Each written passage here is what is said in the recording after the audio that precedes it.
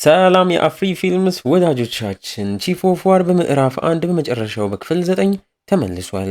ከክፍል 1 ጀምራችሁ ያላያችሁ ወዳጆቻችን ካላችሁ ከታች ዲስክሪፕሽን ላይ ያስቀምጥንላችኋል። እየሄዳችሁ እየኮመከማችሁ በዛውም ሁሉንም ቪዲዮዎች ለብዙ ሰው እንዲደርስልን ላይክ እያደረጋችሁ አበረታቱን። እንደ ሁልጊዜውም ዛሬ የሚመቻችሁ ሰናይ ጊዜ። በባለፈው ክፍል በቺፍ ኦፍ ዋር መጤዎቹ ነጋዴዎች በካፒቴን ማትኬፍን በኩል የተመሩ ምስኪን መስለው ግብይት ለማድረግ ብቻ ነው የመጣ ነው ቢሉም ካሜሃሜሃ ግን ከነሱ ጋር ግብይት ማድረግ እንደማይፈልግ ነግሮ ቢሸኛቸውም እነሱም ማትካፌም ጭካኔ በተሞላበት መልኩ ግን ነዋሪዎቹን ጨፍጭፎ ማርሊንም እዛው ባህር ውስጥ ጥሎት እንደሄዱ መሪው ካሜሃሜሃም መጀመሪያ የኪያናን ሐሳብ ሳይሰማ የኋላ ግን በኮፖይና በሚስቱ ካሁማኑ ምክር በስተመጨረሻም የኪያናን እርዳታ ተቀብሎ በጠመንጆቹም ያንን የኪያናን ወንድም በግፍ የገደለውን ንጉሱን ኪዮዎን ከነጦሩ ሊፋለሙ ሲዘጋጁ አይተን ነበር ያቆምነው። በዚህኛው ክፍል ቀጥለን ሐዋይ ግዛት ላይም ኪዮዎ እዛ እሳተ ገሞራ ተራራም ላይ እንዳለ ከሰራዊቱም ጋም ቆሞ በፊት ሐሳብክን አንቀበልም ካሜሃሜሃን አንተውም ካሉት መሃል ያለ አንድ የጎሳ መሪም ወደሱ መጥቶ ፈጣሪ አንተ እንደምታሸንፍ በእሳተ ገሞራው በኩል ስላሳወቀ እኔም በፊት ስህተት ሰርቻለሁ። ጦርነቱም ላይ ከአንተ ጎንም ቆሜ ሰዎች ወይንም ለአንተ ገብሬ እፋለምልካለሁ እያለ እንደ ይቅርታም የአያቶቹን የውርስ አጥንት መሳይ ዕቃም አውጥቶ እየሰጠ ይህ የእኛ ጎሳ ኃይልና ጥሩ ገድ የሚያመጣላቸው ዕቃም እንደሆነም እየተናገረ ለአንተ ይህን ዕቃ አበርክቼ ልካለሁ ቢለውም ኪዮዎ ግን በንዴት መጀመሪያ ስለናቁትና በሱ ላይ እምነት ስላልነበራቸው እየተበሳጨ ባመጡት ዕቃም ዋናውን ራሱም እያስመታው በዚህ ብቻ ይቅርታክን አልቀበልም በማለት ራሱን ቀጥቅጦ የፊት ለፊት ጥርሱን አውልቆ እንዲሰጠውም ያስገድደዋል። በለው ሰውየውም እንደተባለው አድርጎ ራሱን በቡጢ መቶ ጥርሱን አውልቆም ይገብራል።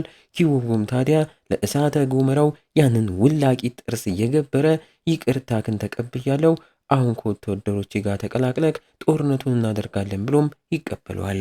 የነ ካሜሃሜሃ ግዛት ላይም ሁሉም ተሰብስበው ለጦርነቱ ስብሰባም እያደረጉ ካሜሃሜሃም አሁን የጎሳው ንጉሥ ስለሆነ ኪያናን የጦር መሪውም አድርጎ ይሾመዋል። በመቀጠል ሚስቱ ካሁማኑንም ስብሰባውን አንድ ተወካይ ተወክላ እንድትዳደም ይጠራታል። እሷም እየተገረመች ወደፊት ትወጣለች። የስብሰባው አካል የሆኑ ተወካዮችም ለመጀመሪያ ጊዜ ሴት ስብሰባው ላይ እንደ ተወካይ ስለተመረጠች እየተገረሙ ማንም ደፍሮ የካሜሃሜሃን ሐሳብ ሳይቃወምና ካሜሃሜሃን ሳይናገር እሷም የካሜሃሜሃ አማካሪ ሆና ትሾማለች። ኪያናም በዚህ ውሳኔም ለሷም ይደሰታል።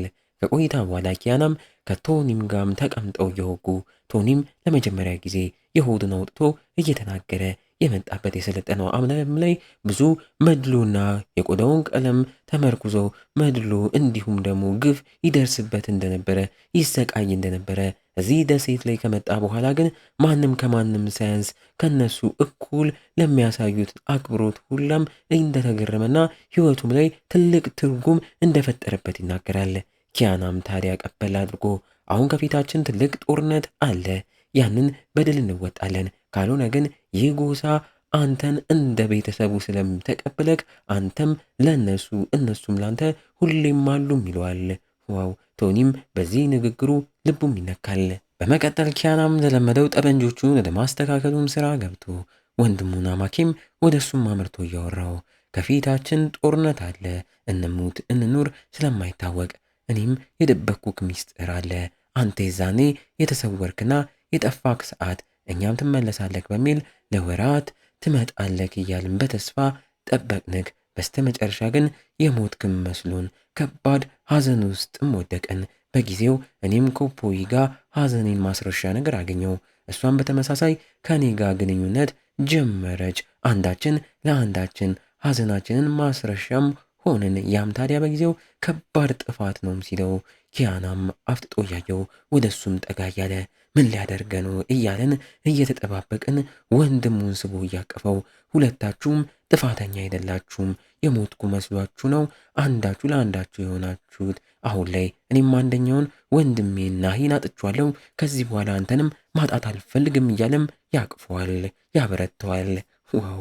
ማዊ ግዛት ላይም ትዕይንቱ ወስዶን እዛም ንጉሱ አረመኔው ካሂኪሊም ልጁን የገደለው ቢመስለንም ኮፖሊ ግን በሕክምና እርዳታ አገግሞ እንደተነሳም እያየ ነው። የኮፖሊ ጓደኛ ቻድም ንጉሱን ለመጣል ሲሞክር ተይዞ ታስሮ ወደ ካሂኪሊም መጥቶ ሊገደል ገመድ በአንገቱ ቢጠለቅም የተኛው ኮፖሊም ታዲያ ለጓደኛው ምህረት እንዲደረግ አባቱን ተማጽኖ ካሂኪሊም ቢናደድም ለቻድ ምህረትም አድርጎለት በኋላ በራሴ መንገድ አጠረዋለሁ እያለ ሲናገር እንሰማዋለን። እንዴት ያጠረዋል ለሚለው ጥያቄ እኛም አናውቅም።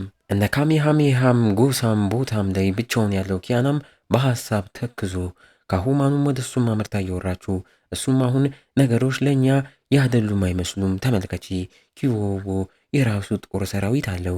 በተጨማሪ የካይኪሊ ጦርም ተጨምሮለታል። እሳተ ገሞራም ፈንድቶለት ፈጣሪ ከሱ ጎን እንዳለ ያሳየም ይመስለኛል። ይህን ጦርነት እንዳንሸነፍ እያለ ስጋቱን ቢነግራትም ከሁማኑም አታስብ፣ እኛ በእጃችን አንተ ያመጣካቸው ጠበንጆችም አሉ እያለች ሞራል እየሰጠች እጁንም ይዛ በስስትም እያየችው ከፊታቸው ያለውን እሳተ ገሞራ እያዩ ጦርነቱን እናሸንፋለን በሚል ሞራል ይጠባበቃሉ። ኪያናም በመቀጠል ባሏ ወደ ሞተባት ሂኪም ጋማ መርቶ እኛም ታዲያ አሁንም ሂኪ ከሐዘኗ እንዳልወጣች እያየን ለሐዘኗ ብርታት ሊሆናትም እየሞከረ ሐዘንሽ ይገባኛል በሚል የናሂን የባሏን የጦርነት ጊዜ ይለብሰው የነበረውን ልብስ አምጥቶ ሰጥቷት ለወንድሙ ለሷ ባል ናሂ እንደሚበቀልላት ይነግራታል። ሂኪም በንዴትና በበቀል መንፈስ ውስጥ ሆና እሷም ታዲያ ጦርነቱም ላይ ይዟት እንዲሄድና ለባሏም በቀል ለማድረግ እንደምትፈልግ መፋለም እንደምትፈልግ ትናገራለች። ኪያናም በሀሳቧ እየተስማማ ያቅፋታል። በቀጣይም ቀን ሁሉም የጉዋውሳው ነዋሪዎችም ዛሬ ለሚደረገው ጦርነት እየተዘገጃጁ ኪያናም የጦርነት ልብሱን እንደ ሁልጊዜው እየለበሰ ከሁማኑም የተሰጣትን ስልጣን የሚገልጽላት ልብስና ሀብልም እየተደረገላት ከሁማኑም ታዲያን ካደረገች በኋላ ካሜሃሜሃም ጋማ መርታ ካሜሃሜሃም ራሱን ለጦርነት እያዘጋጀ ምንም ቢሆን ያለነሱ አባልም ያልሆነ የሆነም ሰዎች በዚህ ጦርነት ሊሞቱ በመሆኑም ማዘኑንም ይነግራታል። በመቀጠል የሃይማኖት ስርዓት የሚያደርጉበት ቦታም ላይ ማመርተው ካሜሃሜሃም ለፈጣሪያቸው ይህን ጦርነት ኪወቦ ላይ ድል እንድነሳ ብርታቱን ስጠኝ እያለ ፈጣሪውን ሲማጸን አንድ ላባ እየተንሳፈፈች ሄዳ ኪያና ላይ ስታርፍ ማይቶ ፈጣሪ ብርታትክ ኪያና ነው እያለኝ ነው ብሎ በዛም ተርጉሞት በሞራል ይህን ጦርነት ከኪያና ጋር ሆነን እናሸንፋለን፣ ኪዮቦን እንደመስሰዋለን በሚል ተደርድረው ኪዮቦ ወዳለበት ያ እየፈነዳ ወዳለው የእሳተ ገሞራ ተራራም ጉዞም ይጀምራሉ። በለው እዛም ሲደርሱ ብዛት ያላቸው የኪዮቦ የጦር ሰራዊትም ከፊታቸው ቆመው ይጠብቋቸዋል።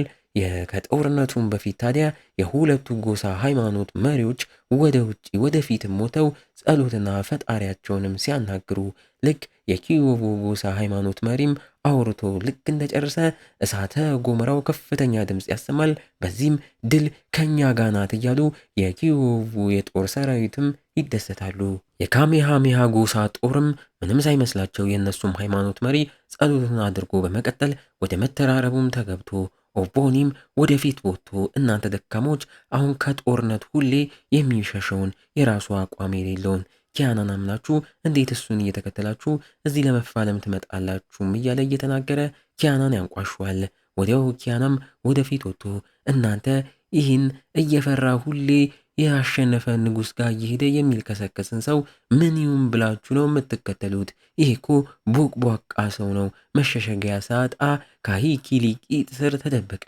አሁን ደግሞ የኪዮቦ ገረድ ሆኗል እያለ እያፌዘበት ሁሉም የካሜሃሜሃ ጎሳ አባላትም ይስቃሉ።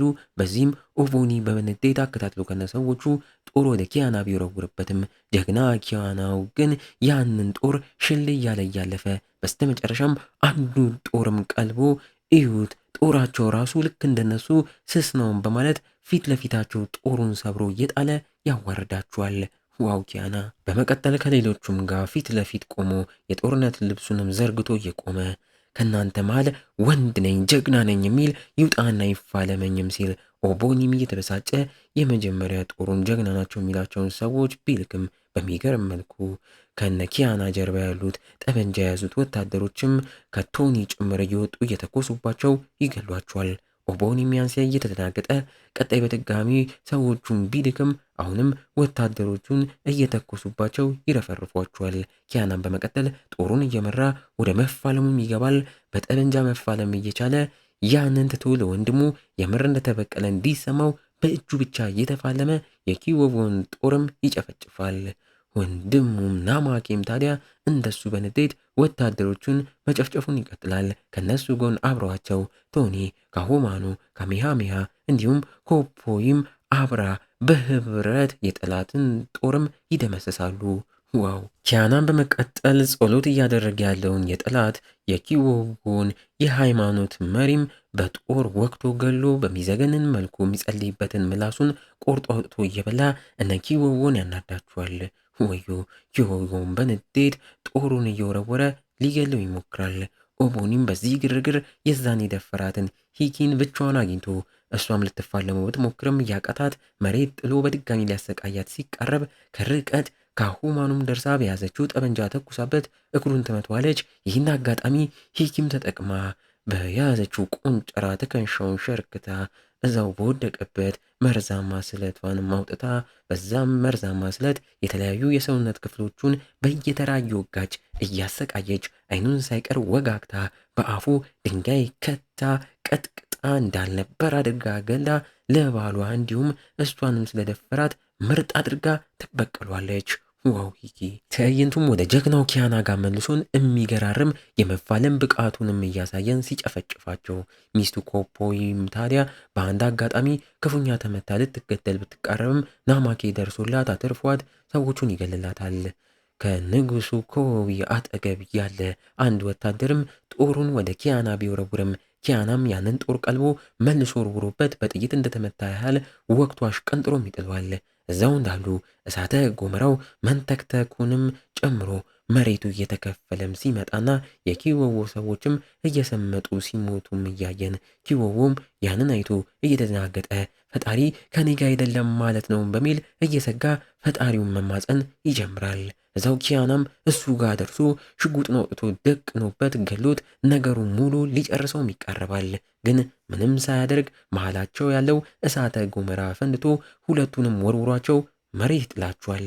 ልክ ግን ጭሱ ሲጠፋፋና ሲታዩ ኪዎቦም እንዳልነበር ሆኖ ተቃጥሎ እንደሞተም እያየን ኪያናም ራሱን ስቶ በወደቀበት ካሁማኑም ወደ እሷ መርታ አቅፋው ልክ ባሏ እንደሞተ ሰው ተንሰቅስቃም ታነባለች። እዛ ያሉት ባሏ ካሜሃሜሃና ሞኩም በግርምትም በድንጋጤም እያዩ ኪያና የሞተ ቢመስላቸውም ብዙም ሳይቆይ ግን ጀግናው ኪያናም ነቅቶ ሁሉንም እያስደመመ ካሁማኑን ተደግፎም ይነሳል። ወታደሮቹም ጀግናችን እያሉ ሲጮሁለት እሱ ግን እኔ አይደለሁም ጀግናችሁ ንጉሳችሁ ካሜሃሜሃ ነው በማለት አብሮ ተቀላቅሎ ለካሜሃሜሃም አክብሮታቸውን ይገልጻሉ። ጦርነቱም በዚህ መልኩ በድል ይወጣሉ። ዋው! ኪያናም ሚስቱ ኮፖይ ተጎታ በወንድሙ ናማኬ ስር እንዳለች እያየ ሂኪም ከበቀል መልስ እንደተመለሰችም ተመልክቶ ካሁማኑም ወደ ባሏ ካሜሃሜሃም ስትመለስ ያያል። በስተመጨረሻም ትዕይንቱ ላይ ያየ ኮፖሊም ጓደኛ ቻድም ወደ ጨካኙ ካሂኪ ለጋም አምርቶ ጦርነቱ ላይ የተፈጠረውን ምንም ሳያስቀር ያቃጥራል። እነ ካሜሃሜሃም ድል ነስተው ኪያናም በህይወት እንዳለ የሰማው ጨካኙ ካሂኪሊም ኪያና በህይወት አለ ነው ወይ ያልከኝ? ጥሩ እሱን ገድዬው አቃጥየው አጥንቱን ፈጭቼ ከውሃ ጋር በጥብጬ ጠጭቼ የእሱን ጉልበት አገኛለሁ። በአፋጣኝ ጦራችን ይዘጋጅና በተዳከሙበት እናጥቃቸው እያለም ያዛል። በለው ምዕራፍ 1 በዚህ መልኩ አጓግቶን አብቅቷል። ቀጣይ ምዕራፍ 2 ላይ በእርግጠኝነት ከባድ ጦርነት እንደሚያሳዩን እንጠብቃለን። እስካሁን ምዕራፍ 2 አልተለቀቀም። ልክ ሲለቀቅ እኛም እንደተለመደው ወዲያው እንደወጣ እናመጣላችኋለን። ለሞራልም እንዲሆነን ይህን ቪዲዮ አነስ ያለች 2000 ላይክ ዛሬውኑ ሁላችሁም ላይክ እያደረጋችሁ አስገቡት። በምዕራፍ 2 እስከምንመለስ እዚህም ቻናል ላይ እንዲሁም ፊልም ወዳጅ ዩቲዩብ ቻናላችን ላይም የተለያዩ ገራሚ ሙቪዎችን እናስኮመኩማችኋለን። እየሄዳችሁ እያያችሁ ፈታ በሉልን። እንደ ሁልጊዜው መቻችሁ ሰናይ ጊዜ